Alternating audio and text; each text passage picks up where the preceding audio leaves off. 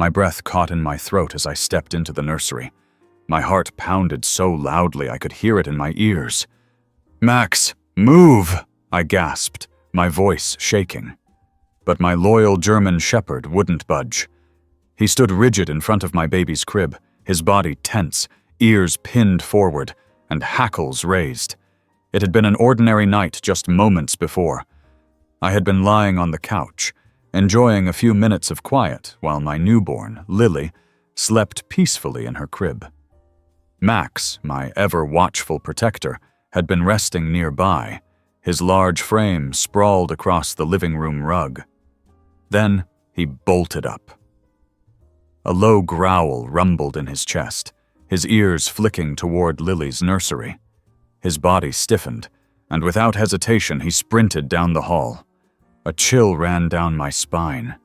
Max was always gentle, always loving.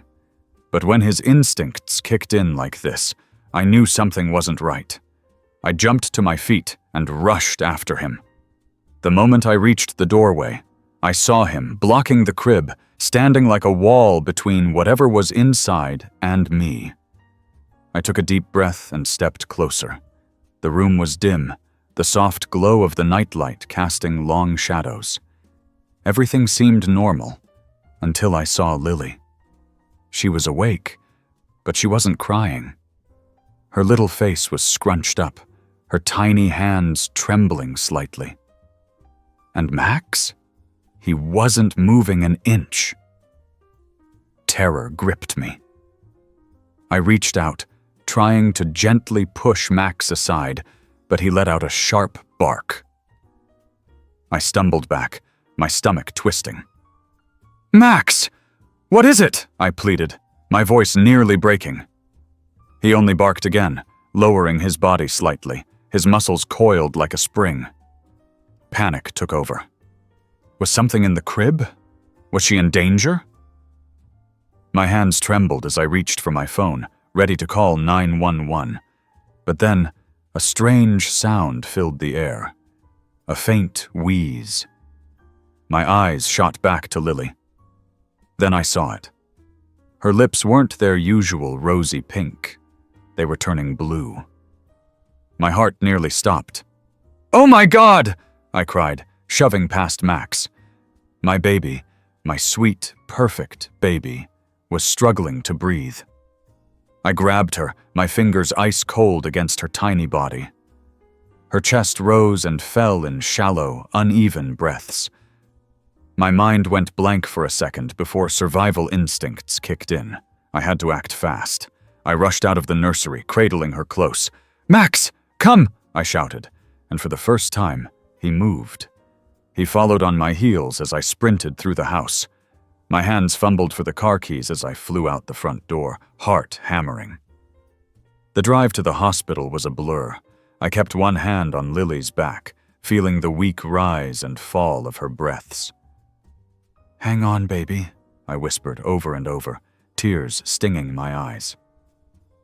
Max sat in the passenger seat, watching me with those deep, knowing eyes. He had tried to tell me. He had known before I did. By the time we burst into the emergency room, a nurse was already rushing toward us. "She's not breathing right! Please!" I sobbed, handing Lily over to the medical team. They whisked her away, leaving me standing there, shaking from head to toe. Max pressed against my leg, his warmth grounding me. Minutes felt like hours. My stomach churned as I paced the waiting room, my mind replaying the moment over and over. If Max hadn't reacted, if he hadn't blocked the crib, I might not have noticed until it was too late. A doctor finally appeared. "Your daughter had a severe respiratory reaction," he explained gently. "She wasn't getting enough oxygen, but we got to her in time. She's stable now. You did the right thing bringing her in so quickly." Tears streamed down my face. I felt my legs nearly give out, but Max was there, supporting me. I knelt down and wrapped my arms around him, pressing my face into his thick fur. "You saved her, buddy," I whispered. "You saved my baby." That night, as I sat by Lily's hospital crib, watching her tiny chest rise and fall with steady breaths, I knew I would never doubt Max again. He had sensed something was wrong before I had any clue. He had stood his ground, refusing to let anything happen to her. I reached down, running my fingers through his fur. "You're not just our dog, Max. You're our guardian angel." As the room fell silent, except for the steady beeping of machines, I closed my eyes, silently thanking the one who had always watched over us. And I knew this was just the beginning. The hospital room felt smaller than it was, as if the walls were closing in on me while I sat beside Lily's crib. The steady beep of the monitors was a stark contrast to the pounding of my heart, which hadn't stopped racing since we'd rushed through those emergency doors. Lily looked so peaceful now, her tiny chest rising and falling in a steady rhythm, her little fingers curled into loose fists as she slept. But I couldn't shake the image of her turning blue, her breaths coming in shallow gasps, nor could I ignore the unshakable feeling that Max had known something was wrong before I ever did. Max was curled up on the hospital floor next to me, his head resting on his paws. He had barely left my side since we arrived, and even though the hospital staff initially hesitated at the sight of a large German shepherd in the waiting room, they quickly realized that there was no separating him from us. The nurses had even given him a blanket, as if they understood his place in all of this. I reached down and stroked the top of his head, feeling the warmth of his fur beneath my trembling fingers. "You saved her, Max," I whispered. "You knew. You always know."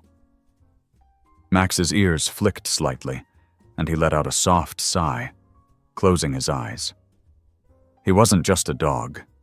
He was my protector, my daughter's guardian, and I had never felt more grateful for him than in that moment. The hours dragged by in a haze of exhaustion, relief, and a lingering fear I couldn't shake. At some point, my husband, Ryan, arrived, his face lined with worry as he stepped into the room. The second he saw Lily, the tension in his shoulders eased, and he hurried to my side, pulling me into his arms. "I got here as fast as I could," he murmured. "How is she?" "She's okay now," I said, my voice breaking slightly. She had some kind of respiratory reaction, but they stabilized her. If Max hadn't... I swallowed hard, shaking my head. If Max hadn't been there, I don't know what would have happened. Ryan's eyes flicked down to Max, who remained on the floor, his ears perked up as he listened to us. Ryan crouched down, running a hand over the dog's back. "Good boy, Max," he said softly. "You're a hero." Max wagged his tail slightly but didn't move from his spot. He was still watching over Lily, still making sure she was safe. The realization hit me harder than ever. Max wasn't just reacting to a single moment of danger. He had always been watching over her, always alert. Had I ever truly appreciated just how deeply he understood us? A nurse entered the room then, breaking the moment. "Lily's doing great," she said with a kind smile. "We're keeping her for observation overnight, but if everything looks good by morning, she'll be able to go home." Relief washed over me. "Thank you," I said, barely able to hold back the fresh wave of emotion threatening to rise in my throat. "She's a strong little girl," the nurse added. "And it looks like she's got the best guardian she could ask for." She glanced at Max with a knowing smile before exiting the room.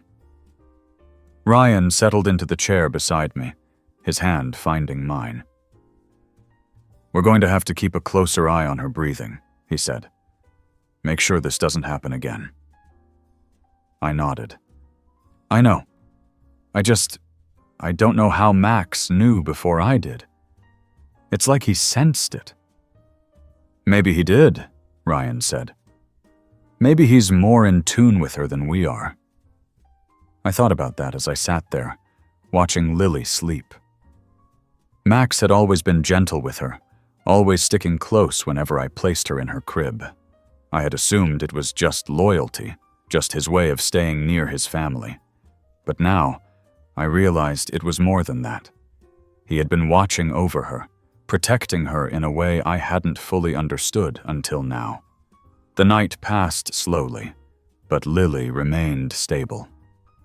The next morning, the doctors gave us the green light to take her home, reminding us to keep a close watch on her breathing and to follow up with her pediatrician. I bundled her up in her soft blanket, holding her close as we left the hospital, Max walking beside us every step of the way. When we got home, Max seemed even more protective than usual. He stuck close as I laid Lily in her crib, standing nearby as if making sure she was still breathing properly. And that night, as I curled up in bed, Max chose to sleep outside Lily's door rather than in his usual spot beside our bed. "He's not going to let her out of his sight, is he?" Ryan murmured as we watched Max through the dim light of the hallway. I shook my head. No. And honestly, I'm glad. Days passed, and while life slowly returned to normal, the incident never left my mind. Every time I saw Max watching over Lily, every time he gently nudged her with his nose when she stirred in her crib, I felt an overwhelming sense of gratitude. I had always loved Max, always cherished him as part of our family. But now, I saw him for what he truly was, a guardian, a protector, and the reason my daughter was still with us today. One evening, about a week after we brought Lily home, I found myself sitting on the floor beside Max, my fingers running absently through his fur as he rested his head on my lap. "I don't know what we'd do without you," I murmured. "You're her guardian angel, Max. You always have been." He let out a soft sigh, his eyes drifting closed, and for the first time in days, I felt at peace. I didn't know what the future held, but one thing was certain. Lily would always have someone watching over her. And that someone had 4 legs, a loyal heart, and a love that knew no bounds. The days following Lily's hospital visit had settled into a new kind of routine. Max never let her out of his sight, following me from room to room whenever I carried her, stationing himself beside the crib when she napped, and pressing close when I fed her in the rocking chair. He had always been devoted, but now it was as if some invisible thread tethered him to her completely. One morning, as I laid Lily down for her nap, I noticed something different in Max's behavior. He was watching her again, but this time he was sniffing the air, his head tilted slightly. His ears flicked back and forth, and I could tell something had caught his attention. "What is it, Max?" I whispered, kneeling beside him and running my hand over his back. He was tense, his muscles bunched like he was waiting for something. I turned my head to follow his gaze, but everything looked normal. Lily's tiny chest rose and fell steadily, and the nursery was just as I had left it. But Max didn't relax. He let out a low whine, pressing his nose against my arm before stepping back toward the crib, his posture stiff. A nervous ripple ran through me. I had learned to trust Max's instincts, and if he was reacting like this, there had to be a reason. I reached down, picked Lily up carefully, and carried her into the living room where Ryan was sitting on the couch, reading something on his phone. "Max is acting weird again," I told him as I sat down. "It's like he senses something, but I don't see anything wrong." Ryan looked up, concern flickering in his eyes. "He did the same thing before, didn't he?" I nodded. "Yeah, and he was right." Ryan set his phone aside and watched as Max sat in front of me, his eyes locked on Lily, still sniffing the air lightly. "Maybe we should take her in for a checkup, just to be safe." I didn't argue. The last time I had hesitated, Max had been right, and I wasn't about to take chances with my daughter's health. We packed up Lily's things and drove to the pediatrician's office.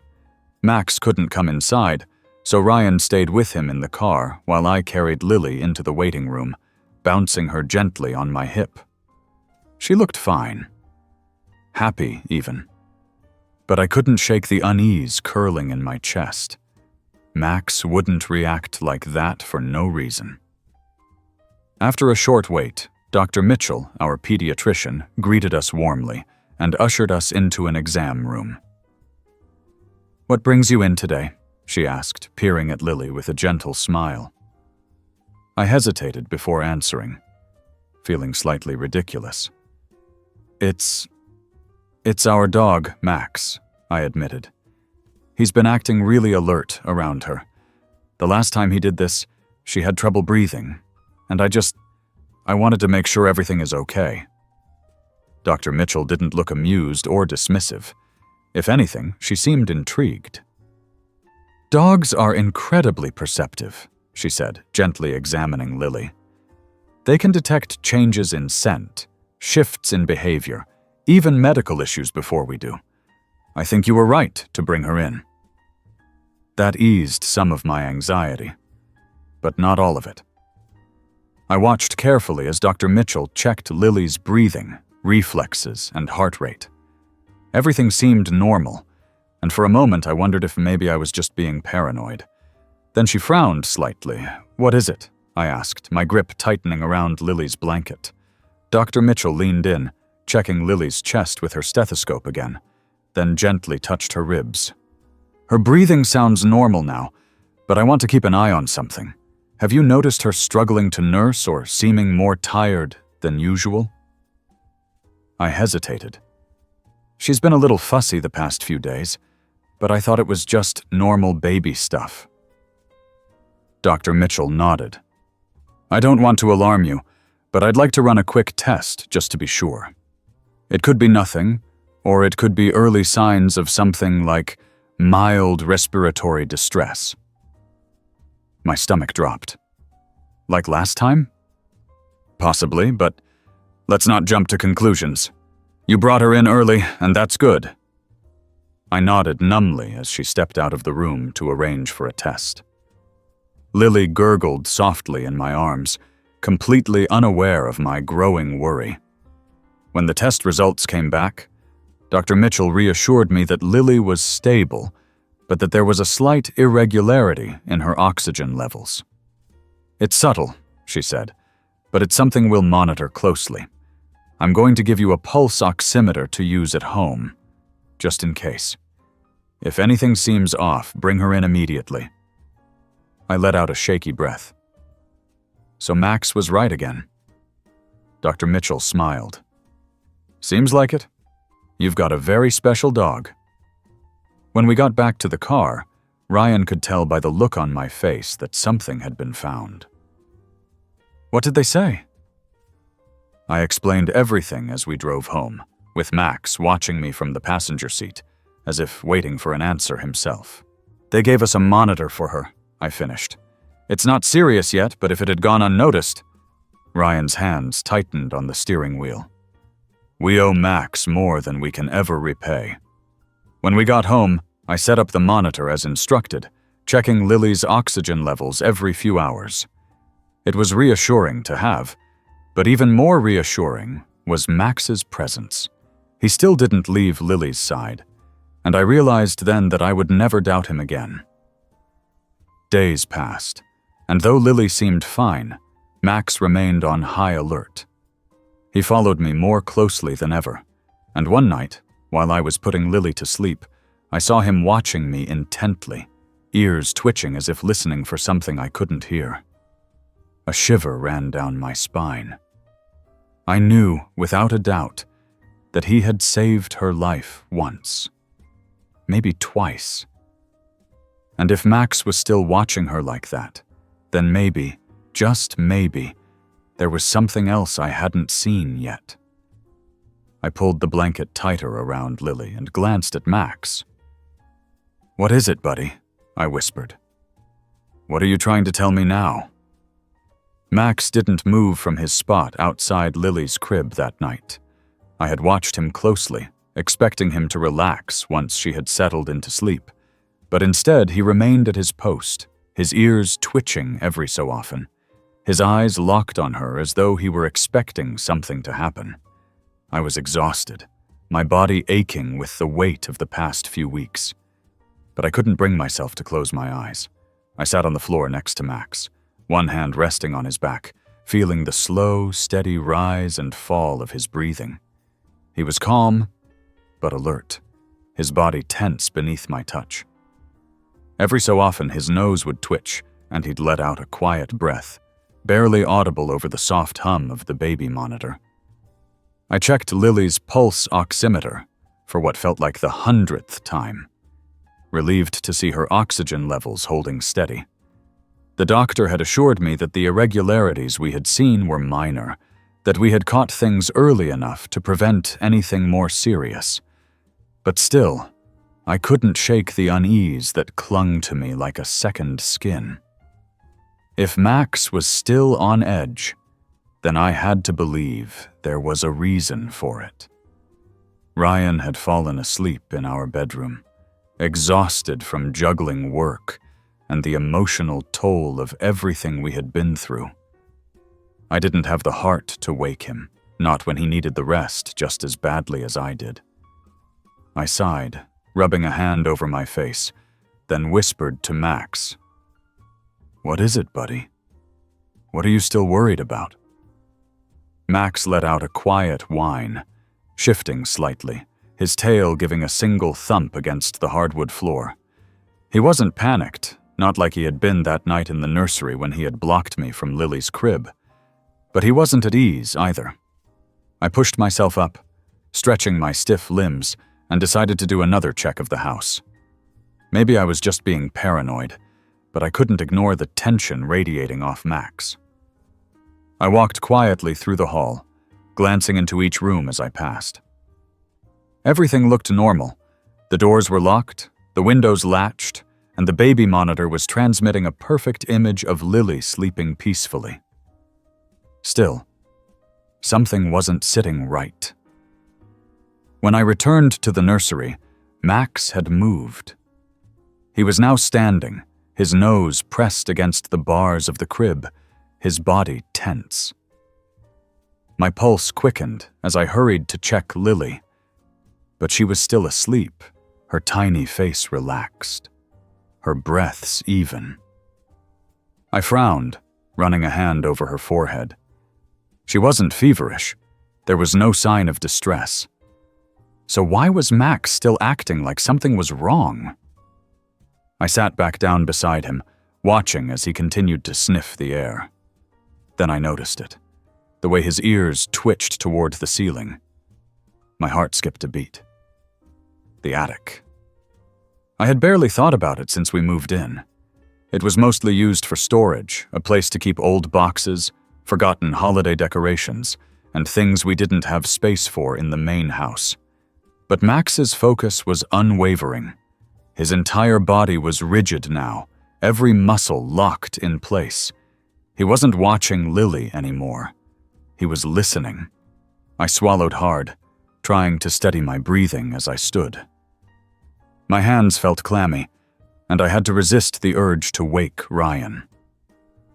No. If something was up there, I had to check it myself first.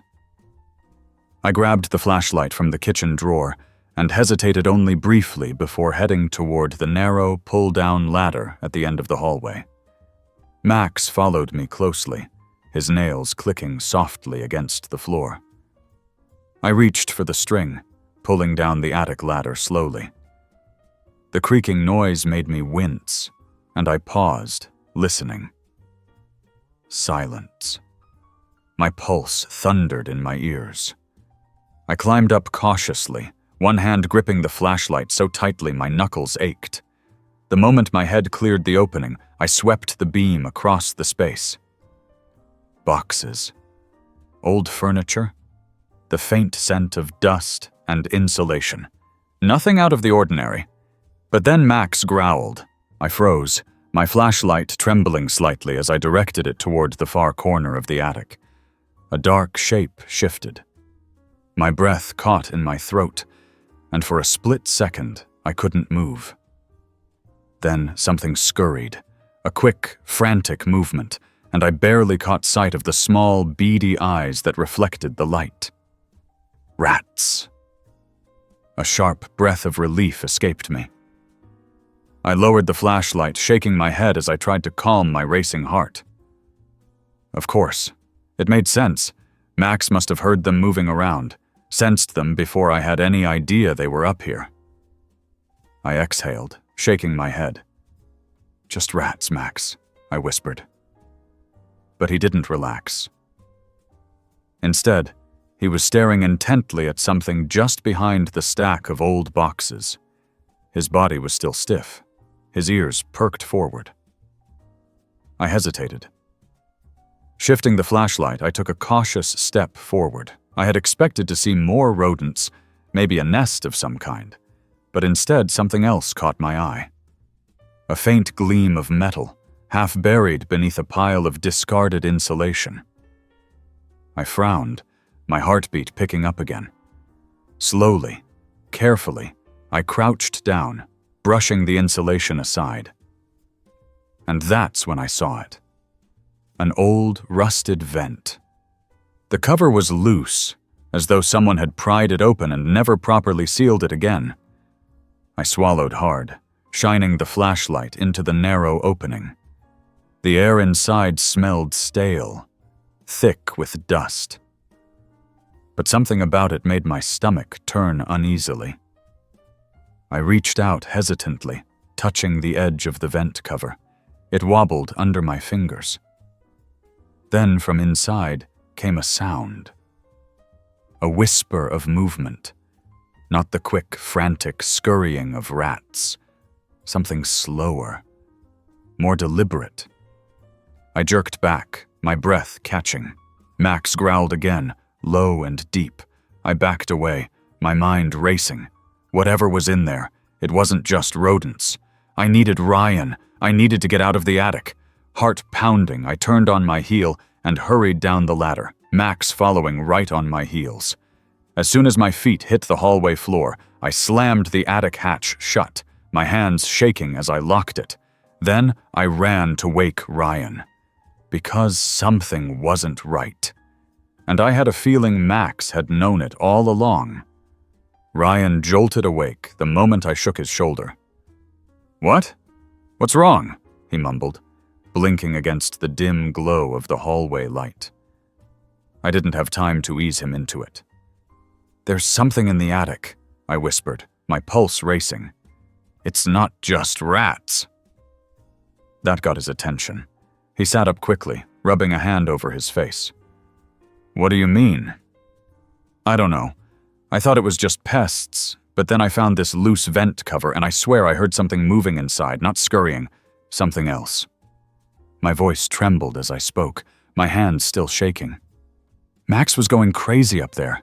He wouldn't stop growling. Ryan frowned, immediately alert. "Did you see anything?" "No, but I didn't want to wait around to find out." Max, who had been standing right beside me, let out a soft growl, his eyes locked onto the attic door down the hall. He was still on edge, his entire body stiff, ears perked forward as if waiting for something. Ryan swung his legs over the bed and stood, already moving toward the closet. He grabbed the flashlight and an old wooden bat he kept tucked in the corner. "Okay, let's check it out." I hesitated. "Ryan, what if—" He gave me a reassuring squeeze on the shoulder. "If it's nothing, we'll know. And if it's something, we'll deal with it." My stomach twisted, but I nodded. "I'll stay here with Lily." Max, however, had no intention of staying behind. The moment Ryan stepped out of the bedroom, Max followed, his nails clicking softly against the hardwood floor. I picked up the baby monitor, my hands still unsteady, as I watched Ryan make his way to the pull-down attic ladder. He reached up and tugged the string. The creaking noise sent a shiver down my spine, and I swallowed hard. Ryan climbed up slowly, flashlight in one hand, bat in the other. Max stood at the base of the ladder, staring up, his body tense. I kept my eyes on the baby monitor, the screen showing Lily still sound asleep in her crib. A long silence stretched on. Then I heard Ryan's voice from above. "I see the vent cover you were talking about." My fingers clenched the baby monitor tighter. And another pause. Then a soft curse. "Yeah, this isn't just rats." My heart leaped into my throat. "What do you mean? What is it?" Ryan shifted, his footsteps echoing above me. "There are signs that someone's been up here recently. The dust is disturbed in certain spots, and there are things. Clothes, food wrappers." His voice lowered. "It looks like someone's been living up here." A wave of cold dread crashed over me. "Living?" I whispered. "Are they still there?" Ryan moved carefully, sweeping the flashlight across the space. "I don't know. If they were, they must have left when they heard us coming. But this wasn't just one night's worth of stuff. Someone's been here for a while."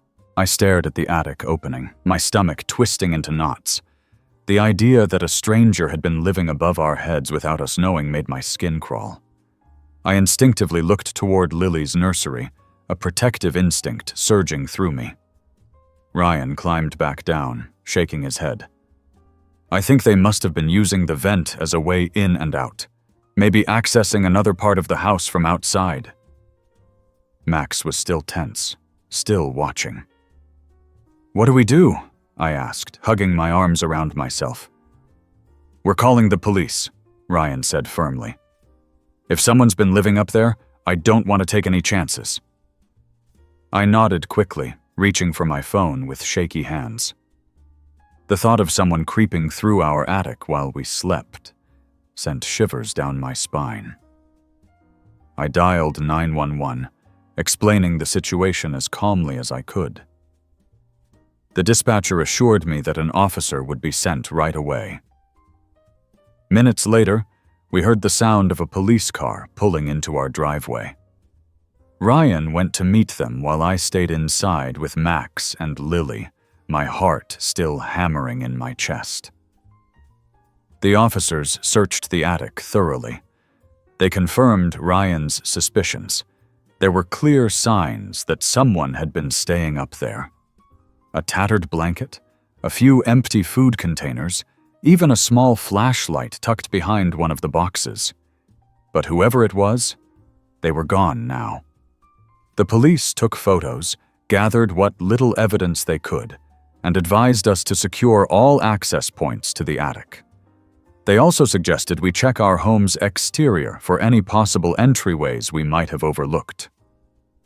"We'll keep a patrol in the area for the next few nights," one of the officers assured us.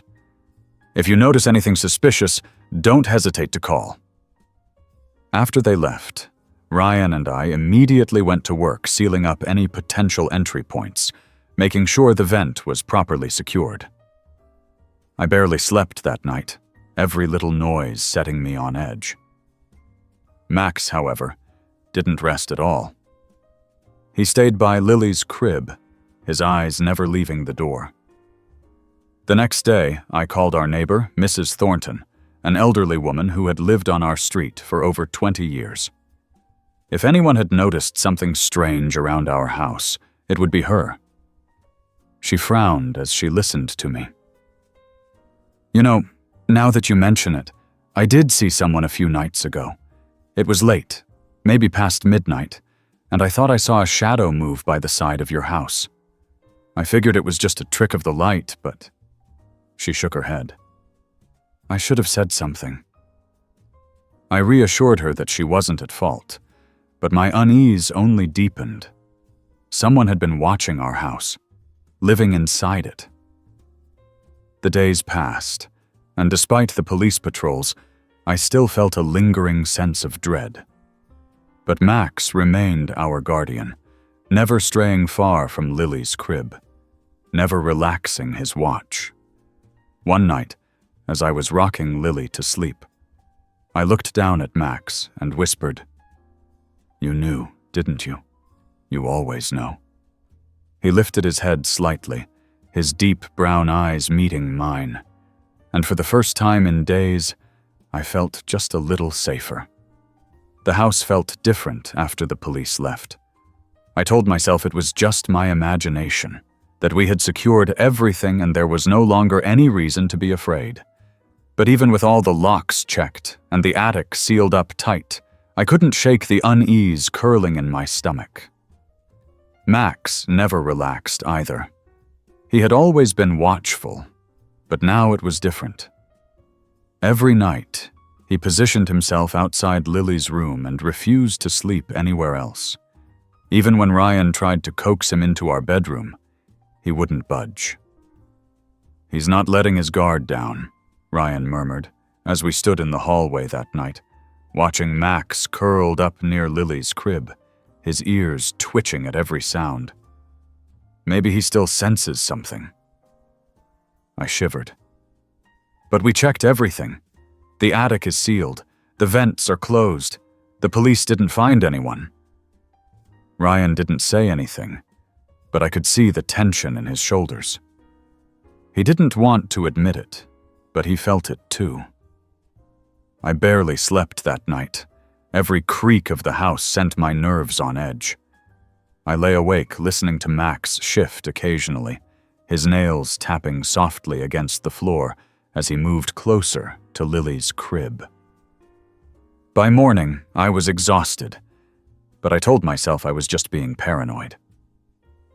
The day passed without incident.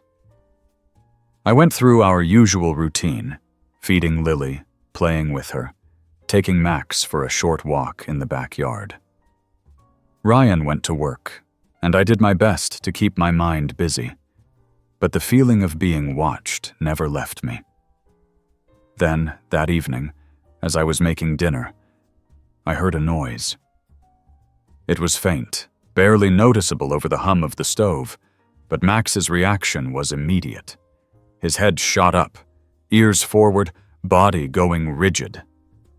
I froze, gripping the spoon in my hand. "What is it?" I whispered, barely breathing. Max let out a low, warning growl, his gaze locked on the back door. I turned slowly. At first, I didn't see anything. The yard outside was empty, just the faint glow of the porch light illuminating the patio furniture. But Max didn't stop growling. I took a step toward the window, heart pounding, scanning the darkness. And then, there. A flicker of movement. A shadow shifting just beyond the edge of the light. My breath hitched. Someone was out there. I backed away from the window, reaching for my phone.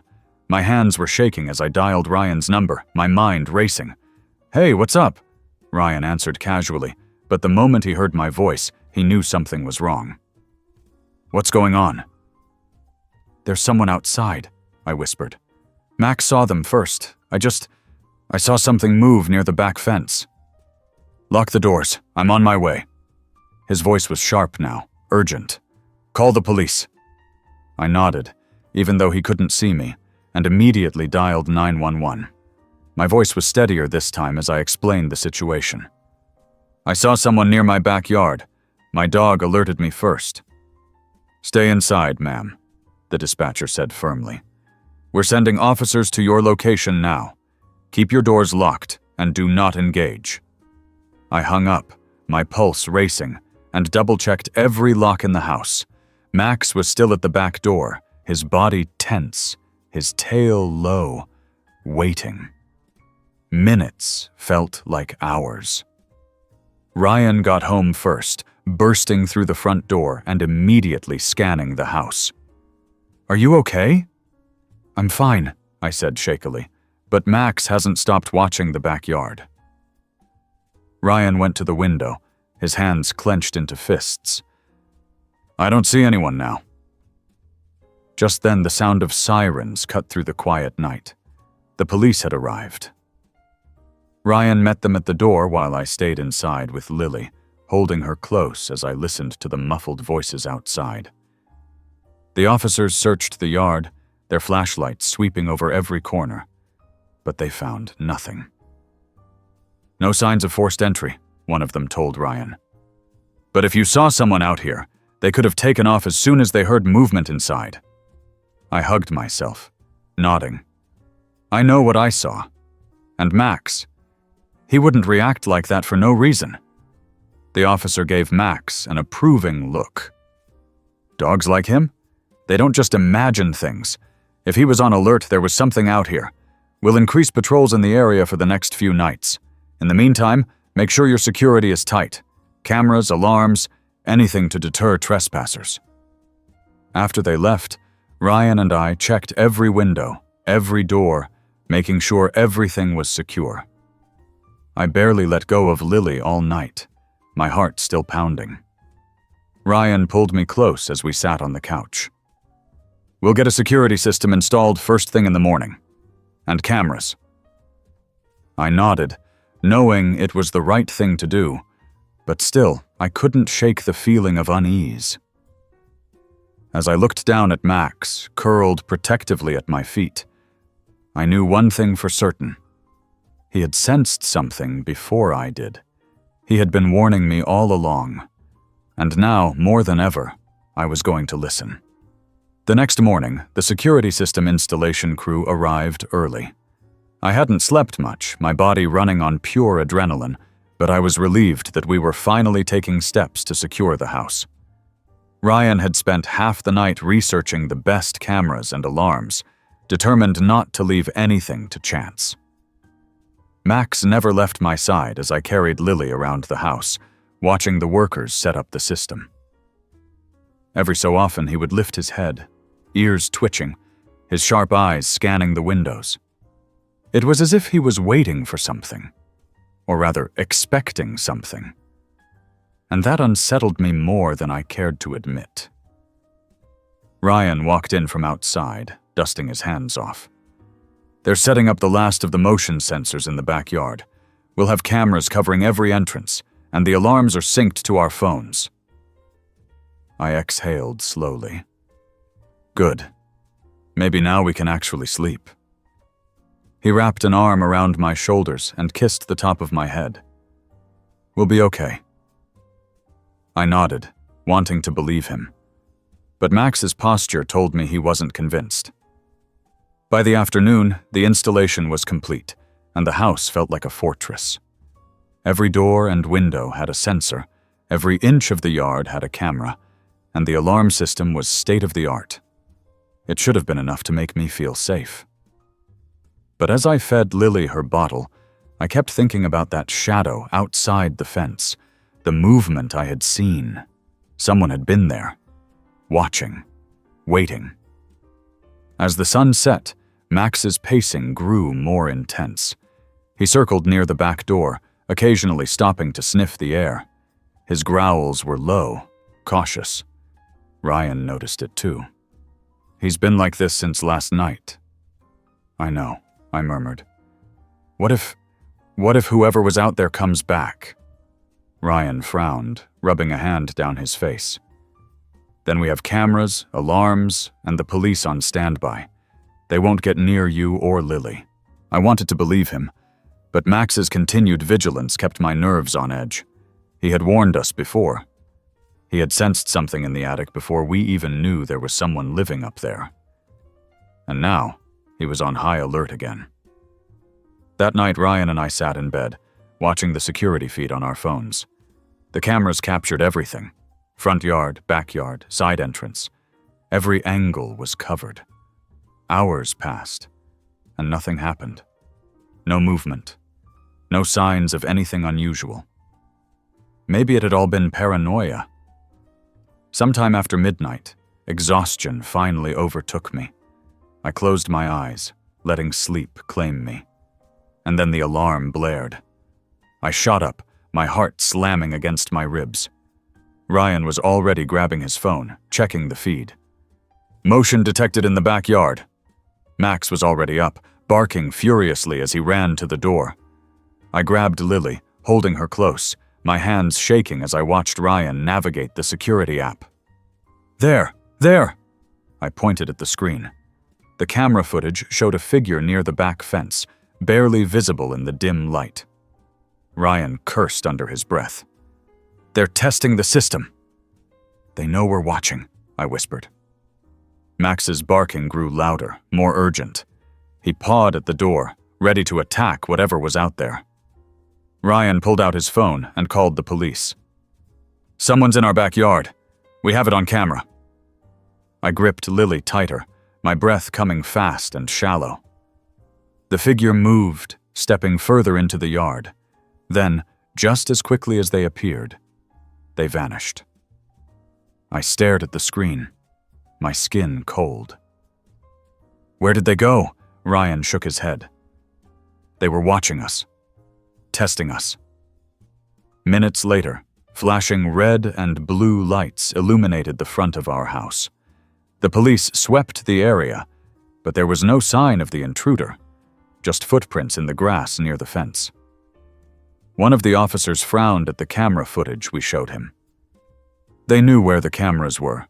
See how they stay just out of full view? A chill ran down my spine. So they planned this? Looks that way, the officer admitted. We'll increase patrols again, but if you see anything else, anything, call us immediately. After they left, Ryan double-checked every lock. The cameras still ran, watching, but I felt more vulnerable than ever. Max finally settled by the nursery door, his eyes never straying from the hallway. He wasn't sleeping.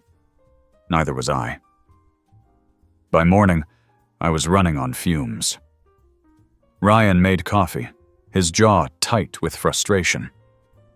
They were testing us, and now they know what we have. I rubbed my temples. So what do we do now?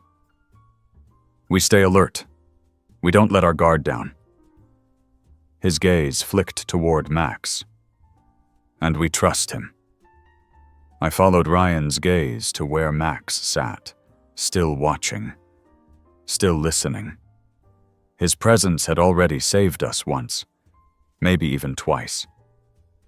And I had a terrible feeling we were going to need him again soon. The house felt different in the daylight, but not in a reassuring way. It was as if every shadow held something unseen, something waiting.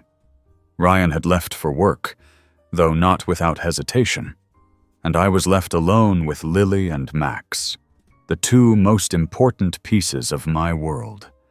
And if Max's tense posture was anything to go by, he wasn't convinced that the threat was gone. I spent the morning checking every lock again, ensuring that all windows were secure.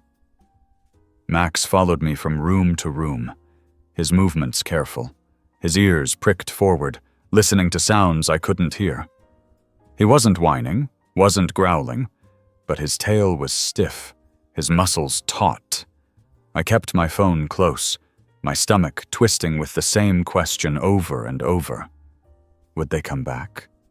Lily cooed from her bassinet in the living room, her tiny fists waving in the air, oblivious to the worry flooding the house.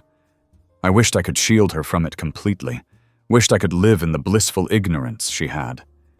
But as I sat on the couch, watching Max's unwavering attention toward the back door, I knew that wasn't an option. The hours crept by. I fed Lily, cleaned up around the house, but never let myself stray too far from the security monitors. Every time a car passed, or a branch moved outside, my nerves spiked. The police had told us they would patrol the area more frequently, but it wasn't enough to settle my anxiety. By midday, Max had repositioned himself by the sliding glass door, staring out at the backyard. His ears twitched, his gaze locked on something just beyond my sight. I swallowed, my throat dry. "What is it, buddy?" I whispered. He didn't move, didn't even blink. Slowly, I stood, keeping one hand on the counter for support as I stepped toward the door. The yard looked normal. The grass was still, the trees swayed lightly in the breeze. I reached for the security system app, pulling up the backyard feed, but nothing looked unusual. But Max was still watching. I exhaled and backed away, unwilling to let my paranoia get the better of me. The afternoon passed in a slow, unbearable crawl. Every creak in the house made me jump. Even when I tried to distract myself with small tasks, I couldn't shake the feeling that something was still out there, waiting. Then, as the sun began to dip below the horizon, Max let out a sharp bark. I spun toward him, my pulse rocketing. He was at the front window now, standing on all fours, his head low, teeth bared. A deep, rumbling growl rolled through his chest. My heart slammed against my ribs. I grabbed my phone, my fingers trembling as I pulled up the front door camera feed. At first, I saw nothing. Just the empty porch, the quiet street. But then, barely in view of the camera's edge, something moved. A shadow. Someone was standing just outside the camera's range, partially hidden by the edge of the porch. I couldn't make out any details, but the silhouette was unmistakable. I sucked in a breath, my stomach knotting painfully. Max barked again, louder this time. The figure flinched, retreating a step back toward the street. My hands were shaking as I dialed Ryan's number. "Someone's here," I whispered the moment he answered. "What? Where?" His voice sharpened with urgency. "Out front. I can't see them clearly, but Max, he saw them first. Call the police, now." I hung up and did exactly that, keeping my eyes on the monitor. The dispatcher assured me that officers were on their way, but the seconds felt like hours. The figure remained at the edge of the porch, unmoving, watching. Then, as the distant sound of sirens became faintly audible, they turned and walked away. Not ran, walked, like they wanted me to know they weren't afraid. I could barely breathe as the police arrived, checking the area, scanning the security footage. But just like the night before, they were gone before anything could be done. Ryan rushed home minutes later, his face tight with anger and worry. "They're trying to intimidate us," he muttered after the officers left. "They want us scared." "Well, it's working," I admitted, wrapping my arms around myself. "We need to do more than just wait for them to come back," Ryan said. "If they want us scared, we need to make sure they know we're not easy targets." I looked down at Max, who was still standing by the window, his body stiff, ears forward. He wasn't relaxing. Not yet. And that meant I wasn't going to either. Ryan called a friend who worked in private security, someone who could give us better insight on how to protect ourselves. The next morning, we met with him at a cafe a few blocks away. "You're being watched," he said simply, after looking at the footage. "Whoever this is, they're calculating. They know where the cameras are, and they're testing how far they can go without getting caught." The words sent a chill down my spine. "So what do we do?" Ryan asked. His friend leaned forward. "You reinforce everything. Add more cameras, even the ones they don't expect. Floodlights, motion sensors where they think there aren't any, and don't just react, act. Change your routine. Make it harder for them to predict your movements." I nodded, absorbing every word. I wasn't just going to sit here and let some faceless person keep me in fear. That night, as we adjusted the cameras and added the new security measures, Max stayed right by my side. He was still watching, still waiting. And for the first time since this nightmare started, I wasn't just waiting anymore. I was ready. The night air was thick with tension as Ryan double-checked the last of the newly installed security features. Motion sensors now covered every blind spot, hidden cameras were placed where no one would suspect, and floodlights lined the perimeter of our yard. It should have felt like a fortress, but I couldn't shake the feeling that we were being watched. Max hadn't left his post by the window all day. He barely touched his food, his entire body coiled like a spring, ready to snap at any moment. His ears twitched at every distant sound, his eyes locked onto the yard, as if waiting for something only he could sense. Ryan exhaled as he joined me in the living room, rubbing a hand over his face. "Everything's set up. If they come back, we'll see them before they get anywhere near the house." I nodded, but my stomach remained knotted with unease. "They want us to feel trapped, like they have control." Ryan's jaw tightened. "Then we take that control back." Lily let out a soft whimper from the bassinet, shifting in her sleep. I instinctively reached over to adjust her blanket, brushing my fingers gently over her tiny hand.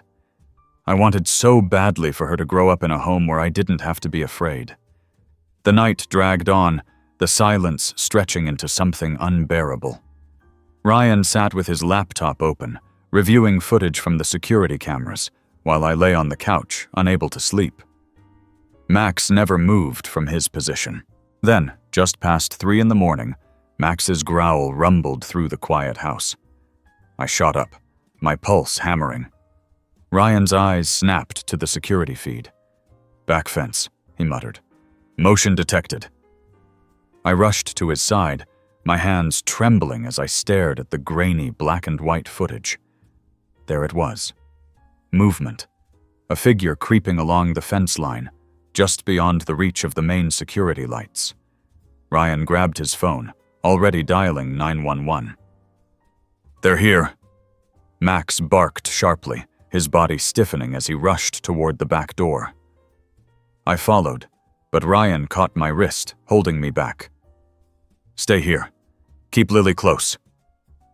My heart thundered in my chest as I held Lily tightly against me, watching through the window as Ryan stepped onto the back porch, a flashlight in one hand, a bat in the other.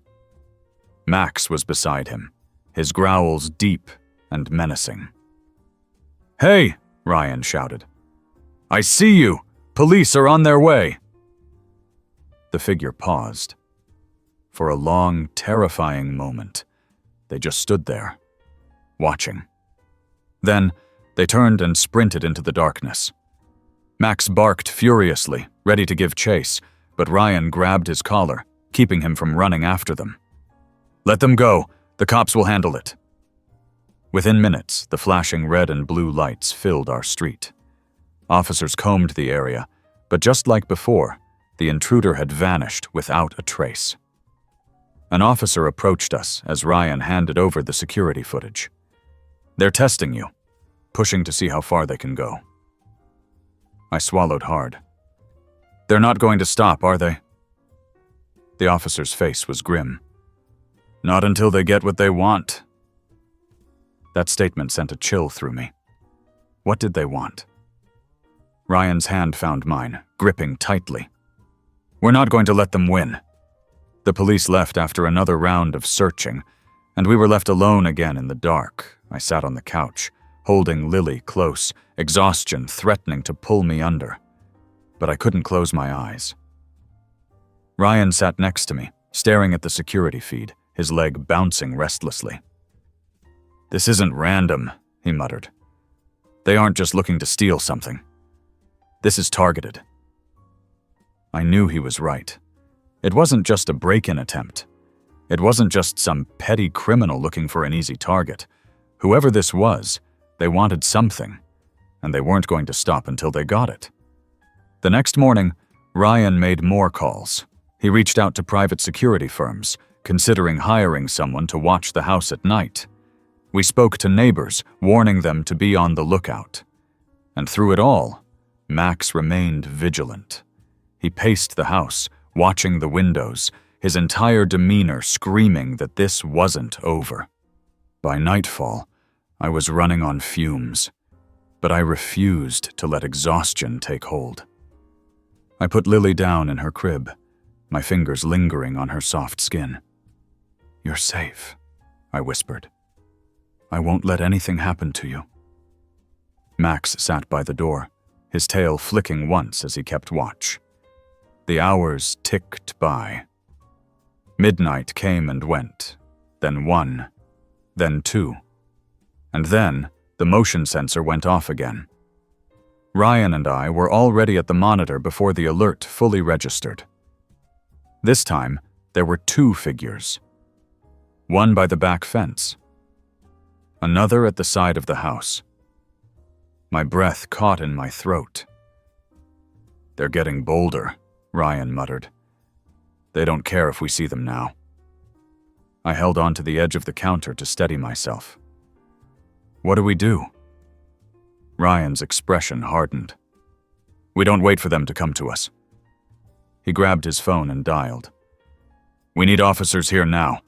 There are 2 intruders on our property." Max let out a low, warning growl as the figures moved closer. Then, as if they knew we were watching, both figures turned to face the nearest camera and smiled. I recoiled, horror flooding my veins. Ryan's grip on his phone tightened. "That's it. We're ending this." The sirens blared in the distance, but the figures didn't run. They stayed just long enough to make sure we saw them. Then, just before the police arrived, they slipped into the shadows and disappeared. The officers searched the area, but once again, the intruders had vanished. I hugged my arms around myself, trying to stop the shaking. They're playing with us. Ryan's jaw clenched. Not for long. I glanced down at Max, who was still staring at the door, his body tense. He wasn't fooled. He knew, just as I did, that they'd be back. And next time, they wouldn't just be testing us. The house felt more like a battlefield now. Every light was checked twice, every lock tested 3 times before we allowed ourselves to settle in for the night. Even then, sleep was an illusion. We were waiting, watching, bracing for what we already knew was coming. Max remained on edge, his eyes never leaving the windows. He barely slept, only resting in short bursts before his ears twitched and his head shot up again, scanning the shadows. His instincts had been right before. We weren't about to start doubting him now. Ryan sat at the dining table, flipping through the security footage on his laptop. "They're getting more comfortable," he muttered, his jaw tight. "They want us to know they're here." I leaned against the counter, arms wrapped around myself. "But why? What do they want?" Ryan shook his head, rubbing a hand over his face. "That's what I can't figure out. They're not trying to break in, not trying to steal anything. This is different." I glanced at the baby monitor, watching Lily's peaceful little face as she slept. My heart clenched. They're not just messing with us. There's a reason. A sharp knock on the front door made me jump. Max erupted into a furious bark, sprinting toward the entrance. Ryan was already moving, his grip tightening on the bat we kept by the door. I checked the security monitor, my stomach twisting into knots. It wasn't an intruder this time. It was one of the officers from the night before. Ryan opened the door, keeping his body between me and the entrance. "Officer?" The man, Officer Grant, nodded once. "Sorry for showing up unannounced, but after last night's incident, I wanted to update you on what we found." Ryan stepped aside, and I moved closer, my pulse thrumming in my ears. "Did you catch them?" Officer Grant exhaled. "No, but we did find something else." He reached into his jacket pocket and pulled out a small plastic evidence bag. Inside was a crumpled piece of paper. He handed it to Ryan, who turned it over carefully. His face darkened as he read the words scrawled across it in jagged handwriting. "We see you." I felt my breath hitch in my throat. My hands clenched at my sides. "Where did you find this?" "Stapled to the back fence," Grant said grimly. "They left it behind on purpose." Ryan handed me the note, his fingers curling into fists. "They're taunting us." Grant nodded. "That's what it looks like. They want to scare you, make you feel helpless." I swallowed hard. "Well, it's working." Max let out a low growl, his body tense as he stood between me and the door, as if sensing my fear. I dropped a hand to his head, gripping his fur like an anchor. "Here's what I recommend," Grant continued. "Don't change your routine, but stay extra vigilant. We're increasing patrols in your area, and we're going to have an unmarked car stationed nearby at night. If they come back, we'll be ready." Ryan nodded.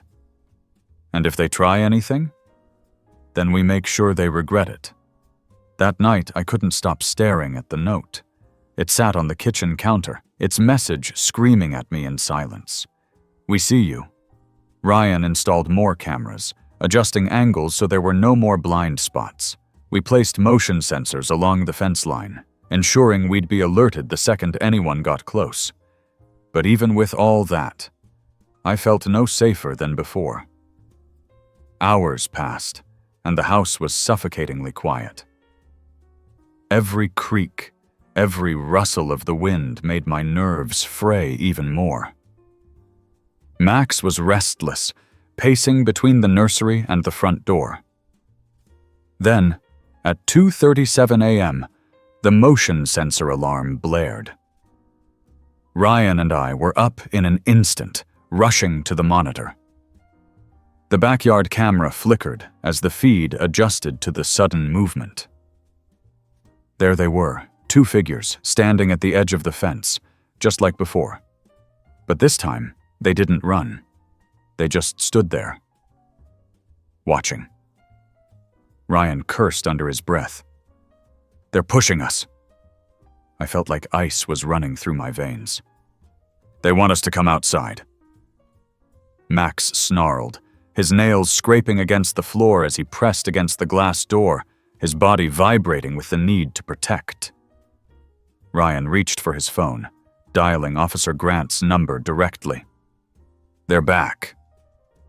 The figures still didn't move. Even when the floodlights flashed on, bathing them in bright white light, they stayed still. I grabbed Ryan's arm. "Something's wrong." Then, just as suddenly as they had appeared, they turned and walked away. Not running, not panicked, just walking, like they were in complete control. 5 minutes later, the police arrived. Officers searched the area, but as expected, they found nothing.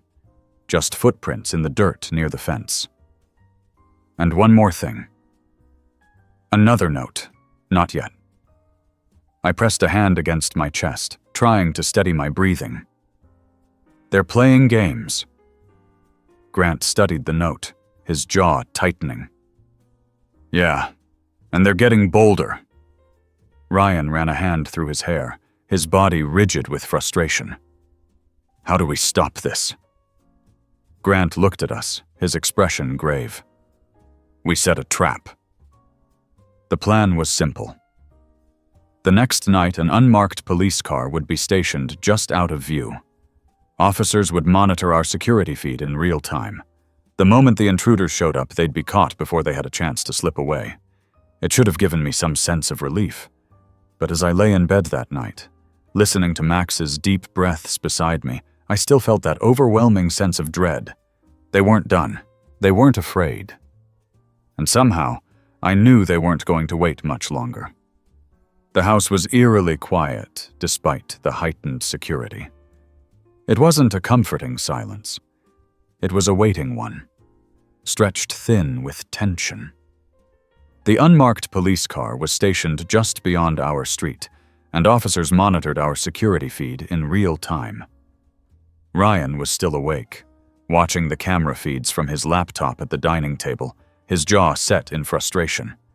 Max paced the hallway, his ears flicking toward every small noise. He could feel it too. The presence, the tension, the lingering sense that we weren't alone. He had been restless all day, unwilling to leave my side for even a second. It was as if he was bracing for something. I sat on the couch, my fingers lightly resting on Lily's baby monitor, listening to the rhythmic sound of her breathing. I should have felt safer with the increased security, but the anxiety in my chest wouldn't let up. My mind replayed the images from last night. The two figures standing motionless at the fence, the way they didn't flinch when the lights hit them. The message they left behind. Not yet. It was a promise. A warning. Ryan's voice pulled me from my thoughts. They know we're watching. If they come back, it won't be the same as before. I swallowed, gripping my arms. Then why does it feel like we're still the ones being hunted? Max suddenly stopped pacing. His body tensed, his ears perking forward as he turned sharply toward the back door. A second later, the motion sensor alert blared from Ryan's laptop. Ryan's head snapped up. They're here. My heart dropped into my stomach as I lunged for the screen. The back fence camera flickered as it caught movement. 3 figures this time. 3. They were spread out, moving with careful precision. One by the fence, one near the tree line, and one just at the edge of the house's shadow. Max growled, his entire body coiled like a spring. Ryan didn't hesitate. He grabbed his phone and called the officer stationed outside. They're moving. We have 3 of them this time. We see them, the officer confirmed. Hold tight. We're approaching now. On the feed, the officer's headlights appeared at the end of the street, but the figures didn't flee. Instead, they seemed to move even slower, deliberately shifting just outside of the clearest camera angles. I pressed a hand against my chest, trying to steady my breathing. They're not running. Why aren't they running?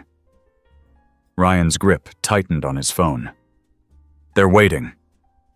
Then, as if on cue, one of the figures turned toward the camera and lifted a hand. He waved. Cold fear slammed into me. It wasn't a panicked, flailing kind of movement. It was slow, calculated, a taunt. The officers moved in, their flashlights cutting through the night. But before they could reach them, the 3 figures vanished into the darkness. Max barked wildly, lunging at the door, his claws scraping against the wood. He wanted to chase them, to fight them. Ryan cursed under his breath. They're messing with us. They wanted to see how close they could get before we reacted. The officers did a full sweep, but just like the nights before, there was no sign of forced entry. No vandalism. Just footprints, deliberately placed in a pattern near the house. A game. They wanted us to know they were in control. After the officers left, Ryan sat in stony silence, his hands clenched into fists on the table. This isn't working. We keep reacting, and they keep pushing. I hugged myself, staring at the security feed. Then what do? We can't just let them win. Max let out a low whimper, pressing his body against my leg as if sensing my fear. I ran a hand over his fur, grounding myself in his presence. Ryan took a deep breath, his eyes dark with determination. We stop reacting. We take control. How? I whispered. He met my gaze. We set the trap. But this time, we don't just wait for them to come to us. We give them a reason to show themselves. The plan was simple.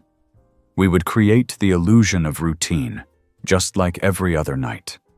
But this time, we'd have the officers waiting in unmarked positions much closer, ready to close in the second they made their move. The hours passed slowly. Midnight crept by, then 1, then 2. Every creak in the house made my nerves tangle tighter. Max stayed on high alert, shifting between the nursery and the back door. Then, at 2:42 a.m., the motion sensors went off again. Ryan and I rushed to the screen. 2 figures this time. One near the side fence, one just at the corner of the house. Ryan gritted his teeth. "They took the bait," he spoke into the phone. "Now. Move now." From the feed, I saw it happen in real time. The unmarked officers emerged from their positions, closing in fast. The figures hesitated, just for a second. Then, for the first time, they ran. I barely breathed as the officers pursued, their flashlights bouncing across the dark yard. My heart slammed against my ribs as I watched the chase unfold. One of them almost made it over the fence, but an officer caught his leg, yanking him back down. A second officer tackled the other figure before they could slip into the trees. And just like that, for the first time since this nightmare started, we weren't the ones running. Ryan squeezed my hand tightly as the police secured the intruders. "It's over." But as I stared at the screen, watching the officers drag the 2 figures toward the patrol cars, something gnawed at me. There had been 3 of them before. Where was the third? Then, as if answering my unspoken fear, Max suddenly spun toward the front door, his body rigid. A deep, guttural growl ripped from his chest. The hairs on my arms stood on end. I turned toward the security monitor, switching the feed to the front porch camera. A third figure stood there, completely still. Waiting. My breath hitched. "Ryan!" Ryan turned sharply. "What?" The door handle jiggled. Max lunged, barking viciously. The figure didn't move, didn't flinch. He just stood there, head tilted slightly, as if he was listening. And then, in one slow, deliberate movement, he reached into his pocket and pulled something out. A piece of paper. He held it up against the camera. There was writing scrawled across it in the same jagged handwriting as before. One word, almost.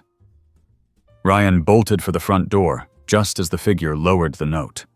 Max was already there, his snarls vicious, his body pressed against the door as if he could tear through it. My heart hammered against my ribs as I watched through the security monitor, my hands shaking so badly I could barely hold my phone. The figure didn't run, didn't move. He just stood there, his posture eerily relaxed. Ryan yanked the door open, bat raised. But the moment he stepped outside, the figure was gone. Vanished into the night, as if he had never been there at all. The paper fluttered to the ground where he had stood. Max lunged forward, sniffing wildly at the air, but his body remained rigid, his fur standing on end. He let out a low whimper, circling the spot where the figure had been. Ryan's knuckles were white as he clenched the bat. He spun, scanning the yard, but there was nothing. No footprints, no shadows. Nothing but the note on the ground. He bent down and picked it up, his jaw tightening as he read the single word again. Almost. My stomach twisted. Almost what? Almost got inside? Almost finished whatever twisted game this was? My fingers trembled as I clutched my phone, dialing Officer Grant's number. He picked up immediately, his voice sharp. "They were here again," I whispered, my throat dry. "The third one. He was at our front door." Ryan slammed the door shut, bolting every lock before striding toward me, the note crushed in his grip. Grant's response was immediate. "Stay inside. I'm sending units over now." "We trapped 2 of them, but the 3rd got away," Ryan said, his voice hard. "And he left us another message." There was a short pause. "We'll find him. Keep your lights on. Stay armed. And don't open that door for anyone until we get there."